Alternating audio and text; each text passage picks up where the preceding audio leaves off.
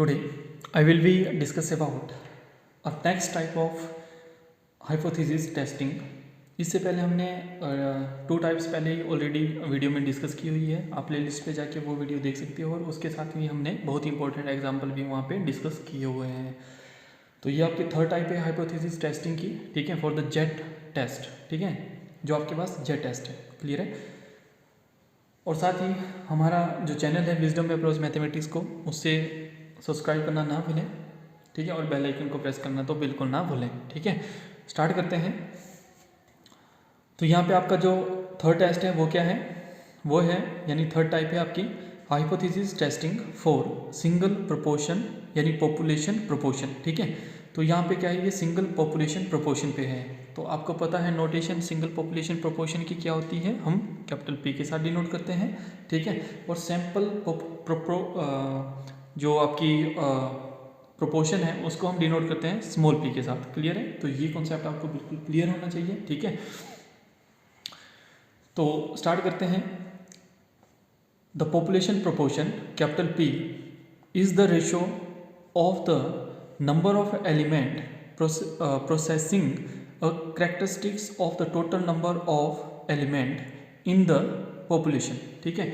तो जो capital P है उसकी वैल्यू हम कैसे फाइंड आउट करेंगे, number of element processing in characteristics divided by the total number of element in the population, ठीक है। तो ऐसे करके हम जो है कैपिटल P की वैल्यू यहाँ से फाइंड आउट करेंगे। फिर वैसे ही सेकेंड टर्म में आपके पास सैंपल प्रोपोर्शन है ना। तो सैंपल का जो प्रोपोर्शन है उसको हम डिनोट करते हैं स्मॉल p के साथ। Is the ratio of the number of element processing in characteristics to the total number of element in the sample, ठीक है। तो सिर्फ यहाँ पे एक ही वर्ड का डिफरेंस है, यहाँ पे पॉपुलेशन आएगा और यहाँ पे क्या आएगा, नेक्स्ट टाइम में सैंपल आएगा, ठीक है। तो small p equal to the number of elements processing in characteristics and divided by total number of elements in the sample. तो देखो बच्चों, हमने यहाँ पे फाइंड आउट किया कि कैपिटल P और स्मॉल p की वैल्यू आपने जो है वो क्वेश्चन से कैसे फाइंड आउट करनी है। क्लियर है। Now let capital X be the number of success in an independent trial, ठीक है। यानी जो कैपिटल X है वो क्या है, आपका सक्सेस है किसकी, an independent number of trial. Independent number of trial का मतलब होता है कि यहाँ पे जो आपके पास डाटा दिया होगा यानी जो n की वैल्यू दी होगी वो अलग अलग भी हो सकती है और सेम भी हो सकती है ना। इंडिपेंडेंट है तो यहाँ पे मान लो एक आपको n की वैल्यू दी गई है 100, दूसरी आपको n की वैल्यू दी गई है 150, है ना। तो ये हो गया इंडिपेंडेंट, ठीक है। जैसे क्वेश्चन करेंगे तो वहाँ पे ज़्यादा और क्लियर होगा, ठीक है। Where a constant probability P of success, ठीक है, फॉर ईच ट्रायल, ठीक है, जहाँ पे आपको जो प्रोबेबिलिटी है वो कांस्टेंट होगी। और ये जो आपके पास नेक्स्ट टर्म है, ठीक है, ई ऑफ एक्स, ये हमने फाइंड आउट की है वेरिएंस, यानी जो बाइनोमियल डिस्ट्रीब्यूशन पड़ी थी उसमें जो आपके पास मीन और वेरिएंस होता था, ठीक है, वो इस तरह का होता था, है ना। तो हमने बाइनोमियल डिस्ट्रीब्यूशन के ऊपर भी वीडियो बनाई हुई है ऑलरेडी, ठीक है। तो आप प्ले लिस्ट पर जाके वो वीडियो भी वहाँ से देख सकते हो कि आपके पास कैसे मीन और वेरियंस जो है वो इस तरह से आई, ठीक है। तो E X equal to n p और ये जगह V of X equal to n p q, यहाँ पे पी और क्यू जो है वो शो कर रहा है आपका P is the success and Q is the failure, ठीक है। तो आपको ये भी पता है कि P plus Q equal to 1 के बराबर होता है। कोई भी केस है उसका जो सक्सेस और फेलियर का जो रेट है वो इक्वल टू 1 के बराबर ही होता है ना। तो Q इक्वल टू कितना हो जाएगा, यहाँ पे 1 माइनस P हो जाएगा, ठीक है। वैसे ही let small p equal to capital X upon n, ठीक है। जो स्मॉल p है यानी जो आपके पास सैंपल मीन है उसका वैल्यू क्या होता है, कैपिटल X अपॉन n, ठीक है। Is called the observed population proportion of success, ठीक है, is observe a proportion of a success. Clear है। तो small p equal to x upon n, ये आपको बच्चों आर्टिकल है, क्वेश्चन करोगे मोस्ट इजी है और मोस्ट इंपॉर्टेंट है ना, ठीक है। तो यहाँ पे देखो, अब x की जगह हम क्या लिखेंगे, यहाँ पे स्मॉल p लिखेंगे। तो आपके पास देखो इस तरह से आपका जो फॉर्म है वो बनेगा। तो स्मॉल p की जगह हमने x अपॉन n लगाया, ठीक है।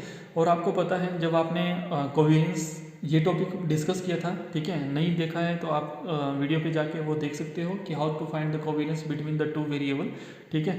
तो यहाँ पे आपको पता है कि 1 अपॉन n क्या है, कांस्टेंट है, और यहाँ पे ई ऑफ एक्स आ जाएगा, ठीक है। तो ई ऑफ एक्स की वैल्यू आपको पता है np है, तो ये हो जाएगा n divided np divided by n से n कैंसिल, तो यहाँ पे आपके पास कितना आ गया, p आ गया, है ना। तो ई पी की वैल्यू आपके पास कितनी आ गई, यहाँ पे कैपिटल P, ठीक है। तो वैसे ही वेरिएंस ऑफ स्मॉल p, ठीक है, वेरिएंस ऑफ स्मॉल p, तो ये किसके बराबर हो जाएगा, variance of this is x divided by n, ठीक है। तो यहाँ पे आपको पता है कि वेरिएंस जब हम फाइंड आउट करते थे हम क्या लिखते थे, यहाँ पे हम लिखते थे this is E x square minus of E x का होल स्क्वेयर, ठीक है। ऐसे करके हम एक टर्म लिखते थे, है ना। जब उसको सिंप्लीफाई करेंगे तो हमारे पास यहाँ पे जो 1/x/n है, जब n बाहर आएगा तो यहाँ पे क्या हो जाएगा 1/n स्क्वेयर और ये जगह वेरिएंस ऑफ x, ठीक है। x की वैल्यू आपको पता है, यहाँ पे वेरिएंस ऑफ x इसकी वैल्यू आपको पता है कितनी है, एन पी क्यू। तो n p q divided by n square, n से एन कैंसिल, तो आपके पास यहाँ पे कितना बच गया, दिस इज एन पी और sorry p q n divided by n, ठीक है। क्या बच गया, p q divided by n, clear है। तो ये आपकी मीन आ गई, ये आपका वेरिएंस आ गया in term of observe proportion of success, ठीक है। स्टैंडर्ड डेविएशन आपको पता है कि वेरिएंस का अंडरूट होता है स्टैंडर्ड डेविएशन, ठीक है। तो ये हो जाएगा under root of p q divided by n, ठीक है। आई होप आपको ये कॉन्सेप्ट जो है वो क्लियर हुए होंगे, ठीक है। तो नेक्स्ट देखते हैं। तो नेक्स्ट है हमारे पास यहाँ पे जेड। तो देखो आपने जब conditional probability central limit theorem पढ़ी थी आपने, ठीक है। जब सेंट्रल लिमिट थ्योरम पढ़ी थी तो आपने ये फॉर्म वहाँ पे देखी थी, है ना। तो कई बार यहाँ पे टी होता है, कई बार यहाँ पे पी होता है, कई बार कोई और टर्म होती है। तो आपकी जो सेंट्रल जो लिमिट थ्योरम थी वो बहुत इंपॉर्टेंट है, क्योंकि हर कॉन्सेप्ट में आपके पास वही यूज़ हो रही है ना। तो जेड इक्वल टू यहाँ पे देखो small p minus E P divided by S E P, ठीक है। तो यहाँ पे स्मॉल पी आपका क्या था, this is the proportion of a sample, ठीक है। इन सब की वैल्यू हमने प्रीवियस स्टेप में फाइंड आउट की, तो हमें पता है this is small p minus this is capital P divided by this is under root of p q divided by n, ठीक है। ये सारी वैल्यू है और एन किसके बीच में रहेगी, वैल्यू 0 to 1 के बीच में रहेगी, है ना, ठीक है।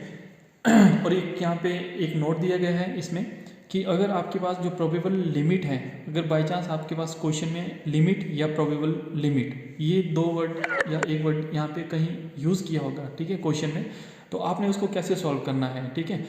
The probable limit for the observed proportion of success are given by. तो आपने अगर ऐसी कोई भी टर्म है, ठीक है, क्वेश्चन में अगर आपसे पूछी गई है तो उसको आपने लिखना है this is small p plus minus 3 और ये हो गया under root of p q divide by n, ठीक है। तो आपने उसको इस फॉर्म में लिखना है, ठीक है।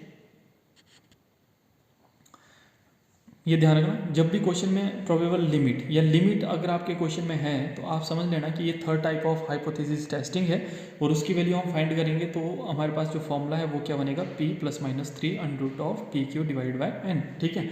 तो चलो क्वेश्चन डिस्कस करते हैं। तो यहाँ पे हमारे पास जो फर्स्ट क्वेश्चन है वो है a dice is throw 9,000 time, ठीक है। कोई एक डाइस है उसको हम थ्रो कर रहे हैं 9,000 टाइम, ठीक है। And a throw of 3 or 4 is observe 3,240 times, ठीक है। यानी जब हमने डाइस को थ्रो किया तो हमारे पास 3 और 4, ठीक है, 3 और 4 आने की जो प्रोबेबिलिटी है वो कितनी है, ये है हमारे पास 3,240, ठीक है। Check whether the dice can not be regarded as an unbiased one, ठीक है। तो आपने चेक करना है, ठीक है। And find the limit between which the probability of a throw of 3 और 5 लाइज, ठीक है। अब यहाँ पे देखो बच्चों एक वर्ड यूज हुआ फाइंड द लिमिट, ठीक है। क्या हुआ यहाँ पे, फाइंड द लिमिट, ये वर्ड यूज हुआ, ठीक है। तो आपने उसके बाद क्या करना है, ये वाला जो फॉर्मूला अभी आपको बताया था नोट 1 में, ठीक है, ये वाला फॉर्मूला आपने यूज करना है इसको लिमिट को फाइंड आउट करने के लिए, ठीक है। लिमिट का मतलब है यहाँ पे प्रोबेबल लिमिट, क्लियर है, ठीक है। तो यहाँ पे देखो आपको गिवन दिया गया है एन की वैल्यू, यानी टोटल नंबर ऑफ टाइम आपने कितनी बार थ्रो किया डाइस को, 9,000 यानी 9,000, ठीक है। अब यहाँ पे जो x है आपकी, यानी जो ऑब्जर्व वैल्यू है, यानी जो मीन है वो क्या है आपकी x equal to this is 3,240, ठीक है। ये आपकी क्या है, x की वैल्यू है, क्योंकि जब आपने यहाँ पे चेकआउट किया कि 3 और 4 आने की प्रोबेबिलिटी इसमें कितनी है, तो वो है 3,240, ठीक है। देन अब आपने क्या करना है, यहाँ पे प्रोबेबिलिटी फाइंड आउट करनी है किसकी, गेटिंग 3 और 4 इन सिंगल डाइस। तो एक डाइस में 3 और 4 आने की प्रोबेबिलिटी कितनी है, ठीक है। तो आपको पता है कि डाइस में क्या होता है कि 1 2 3 4 5 एंड 6, ठीक है। 3 और 4 और का मतलब होता है प्लस, ठीक है, 3 और 4। तो बच्चों यहाँ पे आप देखोगे कि एक बार जब आप डाइस को थ्रो करते हो, ठीक है, तो वहाँ पे आपके पास जो सैंपल स्पेस बनता है वो होता है 1 to 6। 3 और 4, वहाँ पे आपको 3 और 4 यानी 3 और 4 वहाँ पे शो कर रहे हैं, यानी 2, ठीक है। तो 2 डिवाइडेड बाई 6, ठीक है, 3 और 4 है ना, तो 2 डिवाइडेड बाई 6 इक्वल टू 1/3। अगर यहाँ पे 3 एंड 4 लिखा होता तो ये हो जाता आपका 1 divided by 6 and 1 divided by 6, है ना। और का मतलब क्या होता है, प्लस होता है। क्लियर है कि आपको उस डाइस में देखना है कि 3 और 4 जो है वो कब आ रहे हैं, है ना। तो वो 2 बार आ रहे थे, 2 डिवाइडेड बाई 6 इक्वल टू 1/3। वैसे ही आपने यहाँ पे कैपिटल P की वैल्यू फाइंड आउट की है, तो वैसे ही आपने Q की वैल्यू फाइंड आउट करनी है। तो Q आपको पता होता है बच्चों, Q क्या होता है, Q equal to 1 minus p, ये आपकी Q की वैल्यू होती है, ठीक है। तो 1 माइनस पी कितना है, 1/3 है। इसको सिंप्लीफाई करेंगे तो 3 माइनस 1 डिवाइडेड बाई 3, तो ये हो जाएगा 2/3, ठीक है। वैसे ही आपने स्मॉल p की वैल्यू फाइंड आउट करनी है। तो आपको पता है कि जब आपने आर्टिकल पढ़ा था तो स्मॉल p किसके बराबर होता था, equal to x upon n। x क्या होता था आपके पास, दिस इज द ऑब्जर्व, जो आपने ऑब्जर्व किया, ठीक है। n क्या होता था आपके पास, this is the total number of sample size, ठीक है। तो यहाँ पे x की वैल्यू कितनी है, ये है आपके पास 3240 डिवाइडेड बाई 9000, ठीक है। इसको कैंसिल करेंगे तो हमारे पास आ जाएगा 0.36, ठीक है। ये ध्यान रखना है ना। तो ये आपको जो क्वेश्चन है, अलग अलग वैरायटीज़ के क्वेश्चन हमने यहाँ पे डिस्कस किए हैं अलग अलग टाइप्स पे, तो ये आपको क्लियर होना चाहिए, ठीक है। नाउ हियर जो नल हाइपोथेसिस है वो क्या हो जाएगी आपकी, द डाइस इज अनवाइज्ड, ठीक है। यानी जो H नोट है वो आपका हो जाएगा P इक्वल टू 1/3, ठीक है। जो प्रोबेबिलिटी है वो किसके इक्वल हो जाएगी, 1/3 के इक्वल हो जाएगी। और अल्टरनेटिव हाइपोथेसिस में हम क्या बोलेंगे कि जो प्रोबेबिलिटी है वो नॉट इक्वल टू है 1/3 के बराबर, ठीक है। यहाँ पे हम 2 टेल टेस्ट, तो फिर से हम जो जेड का जो आपके पास एक टेबल बना था, ठीक है, उसको हम यहाँ पे यूज़ करेंगे। तो देखो प्रोबेबिलिटी, यानी जो ये प्रोबेबिलिटी थी वो 1/3 हमने नल हाइपोथेसिस में एक्सेप्ट की, ठीक है। अल्टरनेटिव हाइपोथेसिस में हमने क्या बोला कि ये प्रोबेबिलिटी नहीं है इक्वल, यानी पी की वैल्यू नॉट इक्वल है 1/3 के बराबर, ठीक है, नहीं है इक्वल मतलब, है ना। तो जो हमारे पास बच्चों फॉर्मूला है इस टाइम में वो है अंडर H नोट, तो z equal to small p minus capital P divided by this is under root of p q divided by n। तो स्मॉल p और कैपिटल P की वैल्यू जब हमने यहाँ पे पुट की तो हमारे पास आ गया 0.36 माइनस 1/3 और under root of 1/3 into 2/3 into 1/n की वैल्यू कितनी है, दिस इज 9000, ठीक है। इस पूरे को जब हमने सॉल्व किया तो हमारे पास जो वैल्यू आई वो होगी 6.053, ठीक है। With the help of calcium आपने इस पूरे को जब सॉल्व किया तो ये वैल्यू है 6.053, ठीक है। तो आपके पास जो z की वैल्यू है वो आ गई यहाँ पे कितना 6.053, ठीक है। तो इसको हम आगे यूज़ करेंगे। As the calculated value of mode of z is 6.053 which is greater than 1.96 the significant value of z at 5% level of significance, ठीक है। तो ये जो आपके पास कैलकुलेटेड वैल्यू है ये क्या है, ग्रेटर देन है 1.96 से। जो ये 1.96 है ये क्या थी आपके पास, z की वैल्यू थी 5% लेवल पे, है ना। तो यहाँ पे आप देखोगे तो ये था आपके पास टेबल फॉर जेड टेस्ट, यानी जेड स्टैटिस्टिकल टेस्ट के लिए। और 5% लेवल पे आप 2 टेल टेस्ट में वैल्यू देखोगे तो वो कितनी है 1.96 है, कितनी है 1.96, है ना। तो यहाँ पे ये क्या हो जाएगा कि जो H नोट है वो क्या हो जाएगा, रिजेक्ट हो जाएगा, ठीक है। That is a dice is biased, ठीक है। ये तो हो गया आपका फर्स्ट पार्ट। अब सेकंड आपको बोला गया था कि find the limit between the probability of a throwing of 3 और 4 लाइस, ठीक है। तो जो प्रोबेबिलिटी है वो क्या होगी, यानी उसकी लिमिट आपने फाइंड आउट करनी है ना। तो then we know that the probable limit for p are, जो हमारे पास प्रोबेबल लिमिट है वो क्या है हमारे पास, है ना। तो ये था हमारे पास स्मॉल p प्लस माइनस 3, ये हो गया under root of p capital Q divided by n। यानी ये जो आपके पास वैल्यू है वो आपने पुट करनी है। तो ये जगह स्मॉल p की वैल्यू कितनी थी 0.36, ठीक है, प्लस माइनस 3 टाइम। अब आपके पास जो, तो यहाँ पे बच्चों कुछ मिस्टेक हो गई थी, है ना, क्योंकि ये स्मॉल p है ये कैपिटल P है। तो इनकी जब वैल्यू पुट करेंगे तो हमारे पास यहाँ पे आया 0.36 और यहाँ पे आएगा कैपिटल P की वैल्यू 0.333, तो 0.34, ठीक है। तो इसको हमने यहाँ पे सॉल्व किया हुआ है, आप यहाँ पे देख सकते हो। तो ये हो जाएगा आपके पास this is value of this is small p, ठीक है, और ये वैल्यू हो जाएगी आपकी कैपिटल P की। आप चेक कर सकते हो क्वेश्चन में जहाँ पे हमने किया हुआ है, ठीक है। तो इसको जब आप सॉल्व करोगे तो आपका इस तरह से ये क्वेश्चन जो है सॉल्व होगा, ठीक है। यहाँ पे 0.36 प्लस माइनस 3 टाइम इनको मल्टीप्लाई किया हमने तो हमारे पास ये वाली टर्म आई, ठीक है। अब जो डेसिमल था यानी जो 0 थी उसको हमने नीचे लिखा, है ना। अब 2 के पेयर बनाए तो हमने क्या किया, अंडर से बाहर लिख लिया। तो यहाँ पे देखो 3 पेयर बने तो 3 0 बाहर आ जाएगी, है ना। 3/1000 और ये हो जाएगा under root of 2176 divided by 90, ठीक है। वैसे ही यहाँ पे आपके पास देखो यहाँ पे आ जाएगा, इसको अंडर रूट फाइंड आउट करेंगे तो हमारे पास आ जाएगा 4.91, ठीक है। यानी आपने विद द हेल्प ऑफ कैलसी इसको सॉल्व करना है तो आपके पास ये वाली टर्म आ जाएगी, है ना। तो लास्ट में आपके पास आ जाएगा यहाँ पे 0.36 प्लस माइनस यहाँ पे 0.0147 ये आ जाएगा। आपको चाहिए वैल्यू, है ना। तो यहाँ पे देखो ये वैल्यू आ जाएगी आपके पास एक प्लस के साथ और एक माइनस के साथ, तो ये हो जाएगा आपके पास यहाँ पे 0.3645। जब इसको प्लस करेंगे दोनों को और जब माइनस करेंगे तो ये हो जाएगा 0.3457, ठीक है। तो उसके बाद आपने बच्चों ऐसे करके एक लाइन लिखनी है, ठीक है, कि ये तो पूरी कैलकुलेशन गलत है ना। उसके बाद लाइन लिखनी है hence the probability of getting 3 और 4 लाइज बिटवीन, किसके बीच में, lies between these two values, ठीक है। तो ये था बच्चों आपका फर्स्ट क्वेश्चन, जहाँ पे थोड़ी सी मिस्टेक के कारण हमें वो क्वेश्चन हमें फिर से करना पड़ा, है ना। तो चलो कोई नहीं, मिस्टेक सबसे हो जाती है ना। तो सेकंड क्वेश्चन है आपका, सेकंड क्वेश्चन बोलता है a wholesaler in apple claim that only 4% of apple supplied by him are defective. एक होलसेलर बोल रहा है कि जो हमने आपको एप्पल दिए हैं, मतलब ठीक है, जितनी भी क्रेट्स या फिर जो आपके पास दी होगी उसमें बोल रहा है कि वो सिर्फ 4% ऐसे एप्पल होंगे जो डिफेक्टिव है, ठीक है। And a random sample of 600 apples, ठीक है, कंटेनिंग 36 डिफेक्टिव एप्पल्स। तो हमने क्या किया कि अपनी तसल्ली के लिए हमने 600 एप्पल लिए, रैंडमली सैंपल किए, है ना। किसी भी बॉक्स में से हमने एप्पल को उठाया, तो हमने वैसे जो है 600, ठीक है, रैंडम सैंपल लिए। वहाँ पे हमें क्या फाइंड आउट होता है कि जो 36 एप्पल हैं वो क्या हैं, डिफेक्टिव हैं, ठीक है। तो आपने क्या करना है, test the claim of the wholesaler. जो होलसेलर ने जो क्लेम किया है, ठीक है, उस पर आपने जो टेस्ट है वो अप्लाई करना है। क्लियर है? आई होप आपको जो क्वेश्चन है वो समझ आया होगा, ठीक है। तो यहाँ पे देखो बच्चों, आपने क्या करना है, पहले कैपिटल P यानी प्रोबेबिलिटी फाइंड आउट करनी है। तो आपको यहाँ पे डायरेक्ट दिया हुआ है कि जो होलसेलर है वो क्लेम कर रहा है 4%, तो आपकी यहाँ से प्रोबेबिलिटी जो है फाइंड आउट हो जाएगी। स्मॉल n यानी जो रैंडमली आपने जो सैंपल सेलेक्ट किए तो n की वैल्यू आपकी 600 हो जाएगी, और यहाँ पे x की वैल्यू कितनी हो जाएगी, 36 हो जाएगी। क्लियर है? तो x की वैल्यू यहाँ पे कितनी हो जाएगी बच्चों, 36। क्लियर है?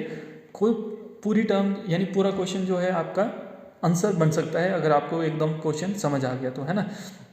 तो देखो n equal to 600, x equal to 36, then p क्या हो जाएगा, यानी प्रोबेबिलिटी क्या हो जाएगी, probability of getting the defective apples.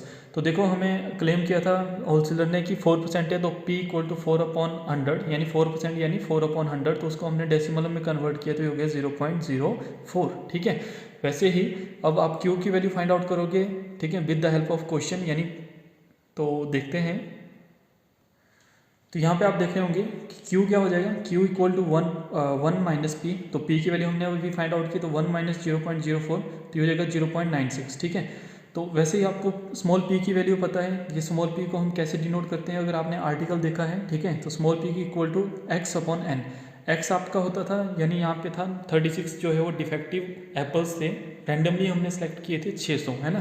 तो 36 डिवाइडेड बाई 600 तो ये हो जाएगा 0.06, ठीक है। अब आपने यहाँ पे क्या करना है, नल हाइपोथेसिस अप्लाई करनी है। तो हम बोलते हैं कि जो प्रोबेबिलिटी है कि जो होलसेलर है उसने बिल्कुल सही बात बोली है कि जितने उसने हमें एप्पल्स दिए हुए हैं उसमें से सिर्फ 4% ऐसे एप्पल हैं जो डिफेक्टिव हैं। तो हम यहाँ पे नल हाइपोथेसिस में मान लेते हैं कि जो p है वो इक्वल टू क्या हो जाएगा आपका 0.04, ठीक है, यानी प्रोबेबिलिटी के इक्वल हो जाएगा। यानी जो प्रोबेबिलिटी है बच्चों, दिस इज इक्वल, ठीक है, यानी सेम प्रोबेबिलिटी रहेगी जो होलसेलर बोल रहा है ना, ठीक है। अब यहाँ पे क्या होता है कि अल्टरनेटिव हाइपोथेसिस में हम क्या करते हैं कि हम बोलते हैं कि जो प्रोबेबिलिटी है यानी जो p की वैल्यू है वो क्या होगी, ग्रेटर देन 0.04, यानी जो आपकी परसेंटेज है डिफेक्टिव की वो क्या होगी, बढ़ेगी। हम अल्टरनेटिव हाइपोथेसिस में अपनी तरफ से एज्यूम करते हैं, है ना, ठीक है। तो यहाँ पे ग्रेटर देन बोला है तो ये क्या जाएगा, राइट टिल्ट टेस्ट लगेगा, है ना। अगर हम बोलते हैं यहाँ पे कि ये लेस देन है, ठीक है, तो यहाँ पे लेफ्ट टिल्ट टेस्ट लगना था आपका, ये क्लियर है। उसके बाद आपके पास फॉर्मूला होता है, तो अंडर h0 तो z इक्वल टू ये हो जाएगा आपका small p minus capital P divided by under root of capital P and Q divided by n।